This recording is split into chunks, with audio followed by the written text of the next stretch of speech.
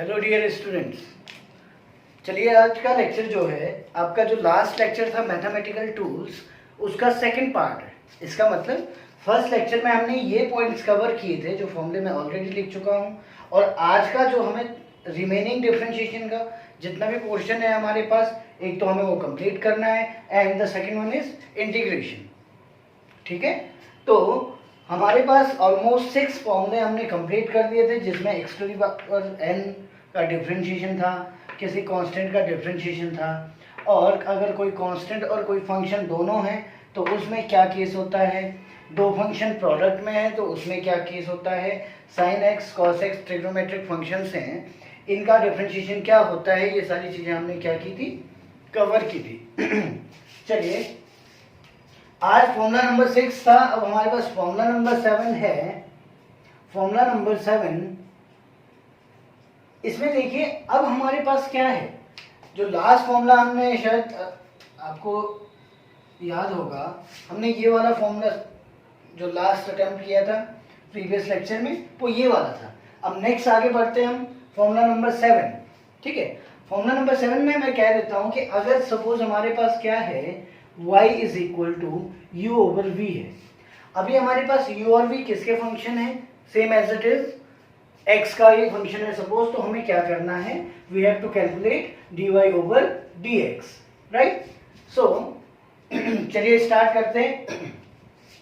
हमने कह दिया dy बाई dx के लिए y की वैल्यू पुट करनी होगी हमें, तो dy dx of u over v। अब आप क्या करेंगे, ये u ओवर v, जैसे कि आपने लास्ट वाले में इसमें क्या किया था, इसे आपने फर्स्ट फंक्शन कह दिया था, इसे आपने सेकंड फंक्शन कह दिया था, तो यहाँ आपके पास डिनोमिनेटर न्यूमरेटर दोनों दिख रहे हैं। तो इसका क्या है, ये भी कुछ ऐसा ही है, लिटिल बिट चेंज है इसमें। तो देखिए क्या है, इसमें आ जाता है आपके पास, आपने v एज इट इज छोड़ना है denominator, dy dx of u minus, अब आपने u एज इट इज छोड़ना है, dy dx of v over जो डिनोमिनेटर है उसका स्क्वायर। ठीक है, तो ये आपके पास फॉर्मूला बन गया। इससे रिलेटेड एक एग्जांपल को डिस्कस करते हैं हम।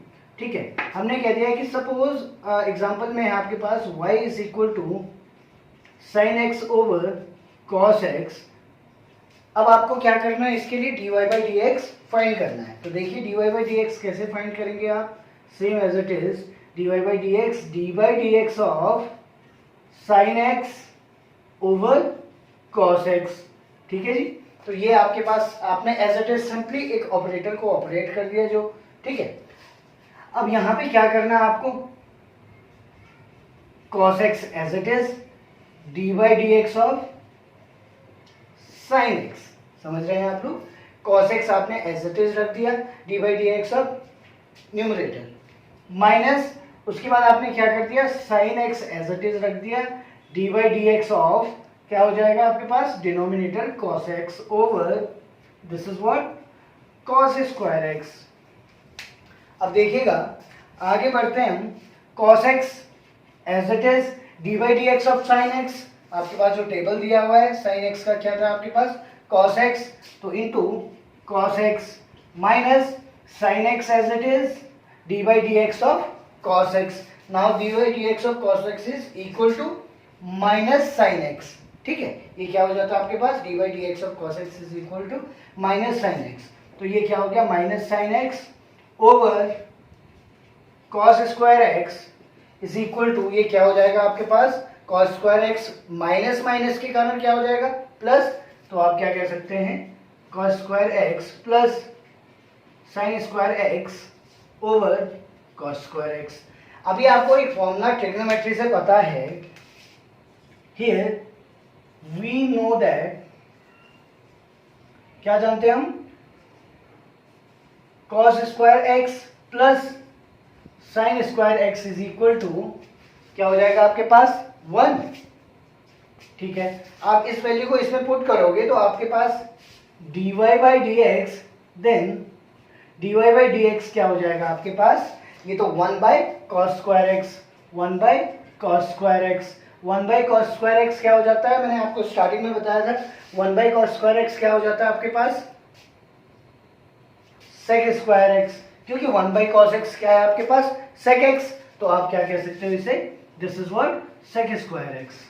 ठीक है, तो इस तरीके से आपके पास d by d x of 10x क्या बन गया, डायरेक्ट सेक स्क्वायर एक्स।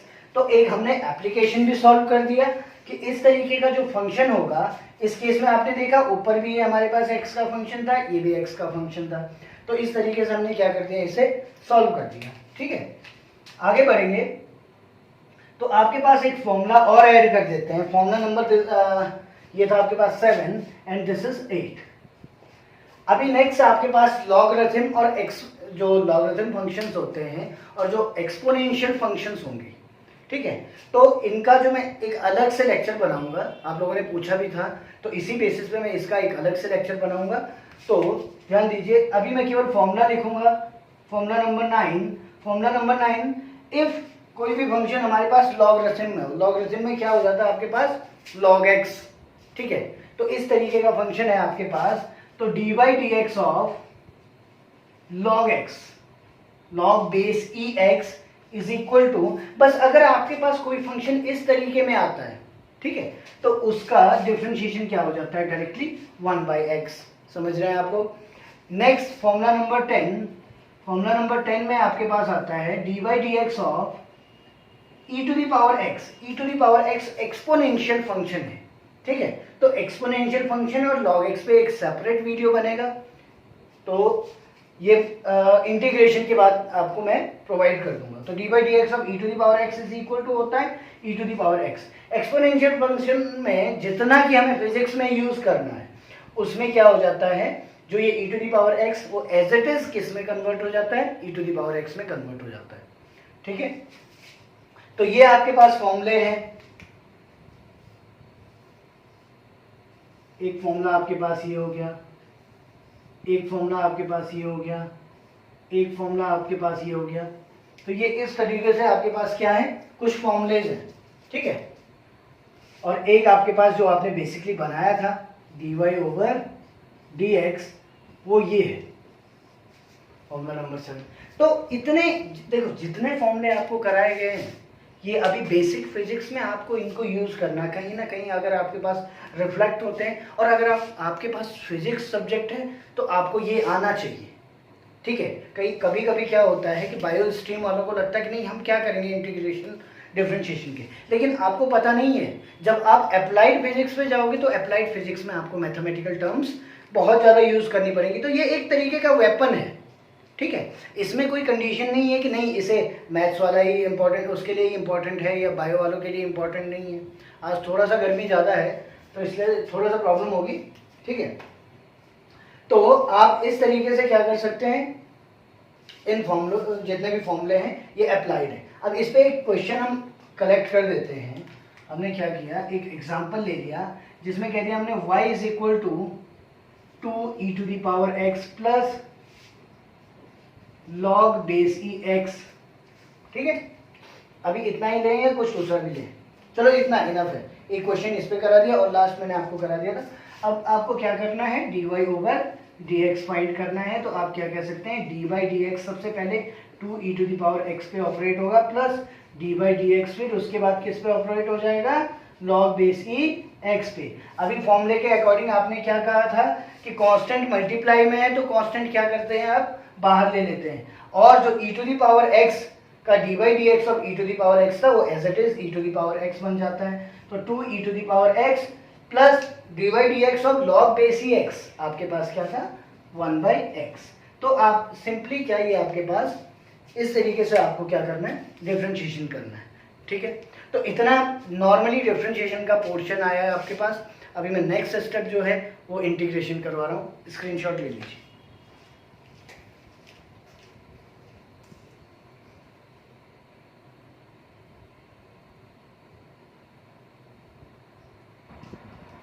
देखिए अब आपके पास नेक्स्ट टॉपिक है इंटीग्रेशन। इंटीग्रेशन जिस तरीके से डिफरेंशिएशन क्या था, थोड़ा सा आप रिकॉल करिए। डिफरेंशिएशन में आपके पास था कि आप 1 बाय 1 किसी फंक्शन को क्या कर रहे थे, एलिमिनेट कर रहे थे, आप कम कर रहे थे, निकाल रहे थे। एक डेरिवेटिव, एक ऑपरेटर अगर आपके पास काम कर रहा है तो उस ऑपरेटर के बेसिस पे आपके पास फंक्शन में क्या आ रही थी, एक की कमी आ रही थी।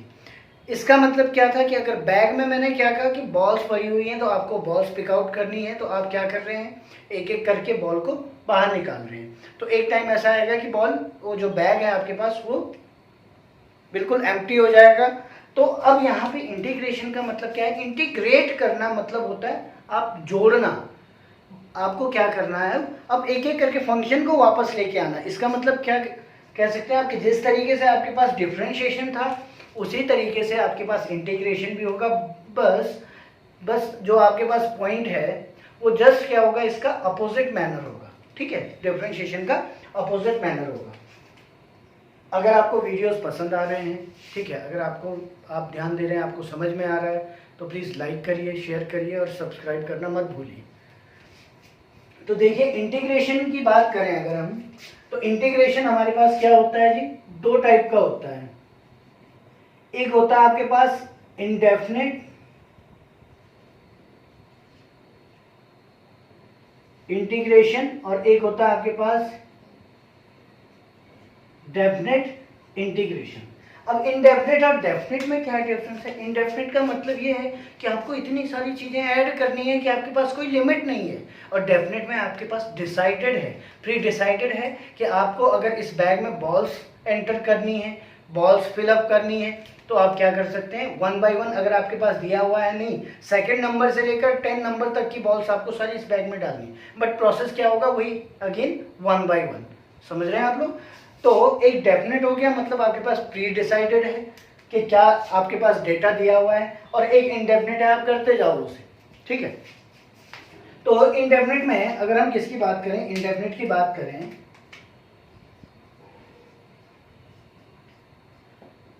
इनडेफिनेट इंटीग्रेशन की बात करते हैं, तो देखो सबसे पहले जिस तरीके से मैंने आपको लास्ट वीडियो दिया था उसमें एक हैंडल बताया था, उस हैंडल को क्या कहा था, ऑपरेटर कहा था।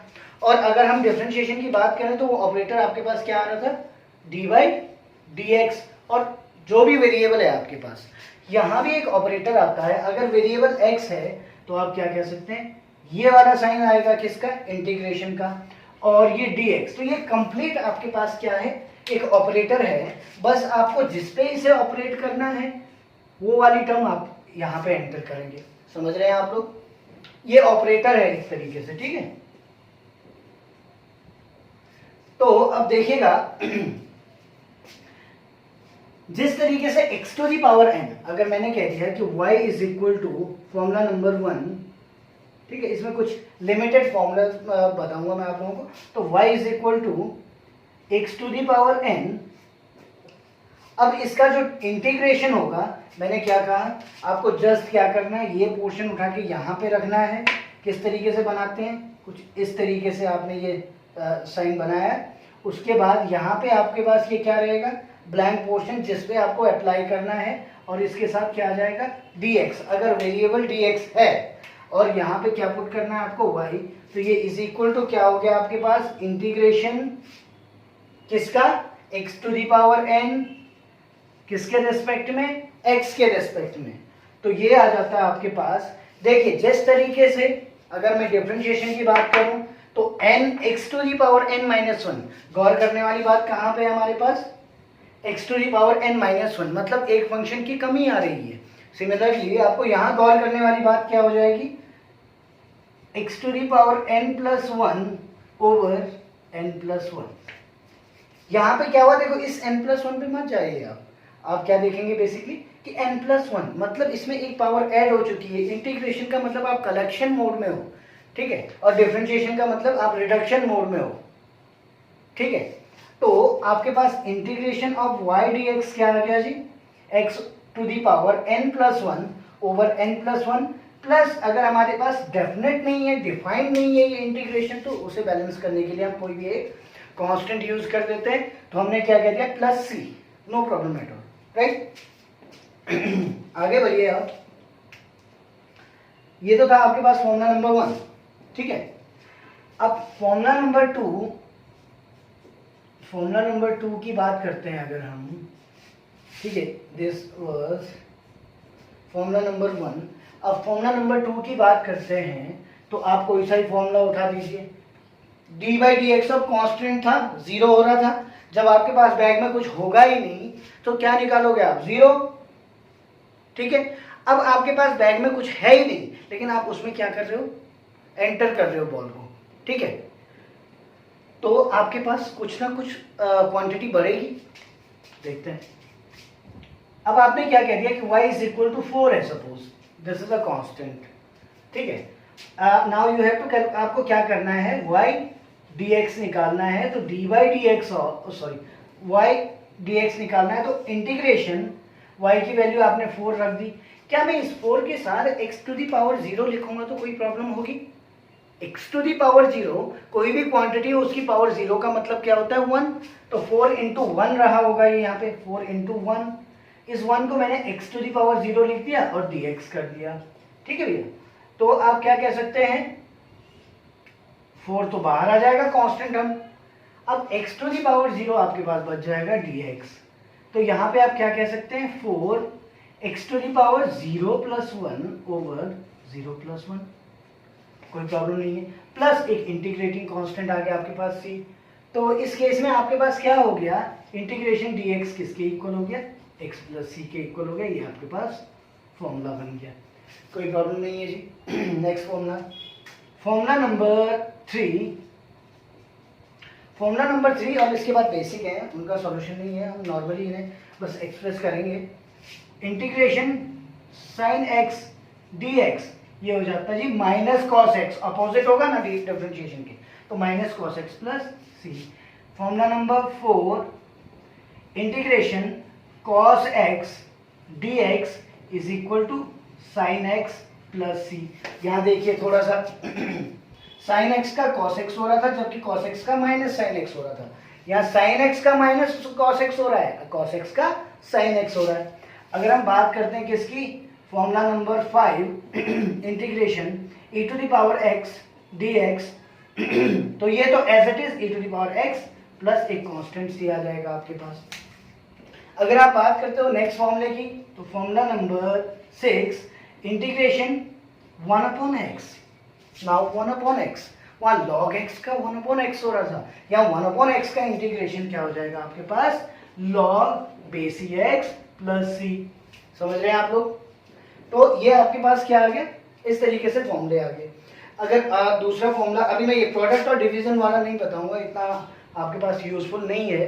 मैथमेटिक्स में तो है, लेकिन फिजिक्स में देखो, हायर फिजिक्स में आपके पास पूछा जाता है, लेकिन अभी 11th 12th में रिक्वायर्ड नहीं है इतना। तो नेक्स्ट आपके पास बनता है, ये भी हो गया आपके पास e to the power x sin x cos x भी हो गया। ठीक है, तो ये फॉर्मूले हैं आपके पास। आपको इस तरीके से डिफरेंशिएशन का ये पार्ट आपके पास, इनडेफिनिट पार्ट कंप्लीट हो गया। डेफिनिट पार्ट में कुछ नहीं है, डेफिनिट पार्ट में क्या करना है आपको, इसी में लिमिट दे देनी है। लिमिट का मतलब अब आपके पास प्री डिफाइंड है। ठीक है, इसका स्क्रीनशॉट ले लीजिए। चलिए देखिए, अब बात करते हैं हम किसकी, डेफिनेट इंटीग्रेशन की। ठीक है, डेफिनेट इंटीग्रेशन। डेफिनेट इंटीग्रेशन में कुछ नहीं है। देखिए, अगर मैं बात करता हूं, देखिए हो सकता है आप बुक में जब पढ़ रहे हो तो आपके पास कुछ F x like F prime x ऐसा कुछ दिया हुआ हो, तो वो जस्ट क्या है, आपके पास एक नोटेशन है। एफ एक्स का मतलब फंक्शन हो गया, एफ प्राइम एक्स का मतलब उसका डिफरेंशिएशन हो गया। तो कुछ इस तरीके से आपके पास नोटेशन दी हुई है। ठीक है, मैं यहाँ पे आपको डायरेक्ट क्वेश्चन बेसिस पे करा रहा हूँ।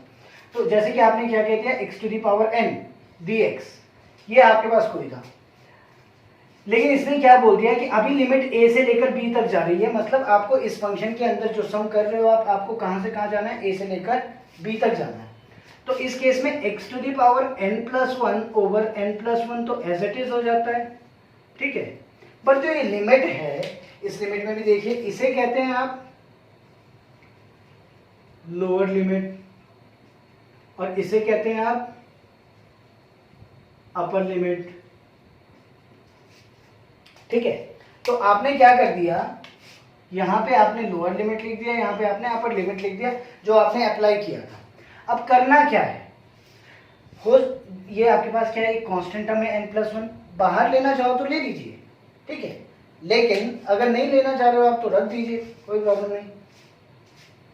अब इस केस में क्या हो जाएगा,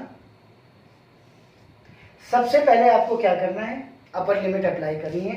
मतलब x फर्स्ट स्टेप क्या है, इसके बाद फर्स्ट स्टेप में आपको क्या करना है, x replaced by upper limit, ठीक है, मतलब b। सेकंड आपके पास सेकंड स्टेप में क्या करना है, आपके पास सेकंड स्टेप में माइनस होगा ये, ठीक है, ये वाली टर्म इसके बाद माइनस होगी, किसमें, जो सेकंड स्टेप है उसमें। x replaced by lower limit a। तो देखिएगा सबसे पहले आपने x को रिप्लेस करा है तो टर्म आपके पास बनी b। भैया x को रिप्लेस करा तो मैंने बस इसका कलर चेंज कर दिया, n+1 ओवर n+1, माइनस का साइन लगेगा। फिर आपने क्या कर दिया, x को रिप्लेस कर दिया लोअर लिमिट से, ठीक है, और आपके पास n+1 अपॉन n+1। ये वाला जो पोर्शन है आपके पास, ध्यान रखिएगा, फिजिक्स में बहुत ही ज़्यादा इंपॉर्टेंट है, आपको हर जगह यूज़ करना पड़ेगा, 11th हो 12th हो, इससे आगे हो, कंपटीशन हो, न्यूमेरिकल्स हो, ठीक है, प्रॉब्लम्स वगैरह में ये वाला पोर्शन आपके पास बहुत ज़्यादा है। तो इसमें एक क्वेश्चन देख लेते हैं हम। सपोज मैंने कह दिया कि x⁴ ये जा रहा हमारे पास 0 to 2 dx, ठीक है भैया, आपने क्या कह दिया, x⁴ इस ये जा रहा है 0 से लेकर 2, लोअर लिमिट इसकी 0 है, अपर लिमिट इसकी 2 है, तो आप क्या कह सकते हैं, अगेन x⁴ +1 ओवर 4+1, यहाँ कोई कांस्टेंट यूज नहीं होगा, लिमिट्स कहाँ से कहाँ थी, 0 to 2। आप दोबारा इसे सॉल्व करेंगे, now just x, the first step is what, x क्या कर सकते हैं हम, रिप्लेस कर सकते हैं अपर लिमिट से, तो x रिप्लेस करेंगे हम, तो x⁵ था आपके पास, तो आपने इसे रिप्लेस कर दिया 2⁵ over 5 plus minus, now x replace by 0, तो आप क्या कह सकते हो, 0⁵ ओवर 5। तो अल्टीमेटली आपके पास आंसर क्या बन गया, 32 ओवर 5। तो ये आपके पास किसकी वैल्यू है, 0 to 2 x⁴ dx, राइट। तो इस तरीके से आप क्या कह सकते हैं, आपके पास आंसर मिल गया। तो ये आपके पास इंटीग्रेशन भी कंप्लीट हो गया, ठीक है। ये 11th और 12th दोनों के लिए इंपॉर्टेंट वीडियोस हैं, पहले भी बोल चुका हूँ, अभी भी बोल रहा हूँ, ठीक है। अगर आपको कुछ ऐसा लगता है कि कोई आपका रिक्वायर्ड टॉपिक है, आपको उस पर कुछ समझना है, तो मैं उस पर सेपरेटली भी वीडियो बना दूंगा, ठीक है। तो आप ज़रूर बताइए। सेकंड थिंग, सब्सक्राइब करिए चैनल को और वीडियोस को देखते रहिए, क्योंकि कहीं ना कहीं ये आपके लिए बेनिफिशियल रहेंगे। Thanks for watching, thank you.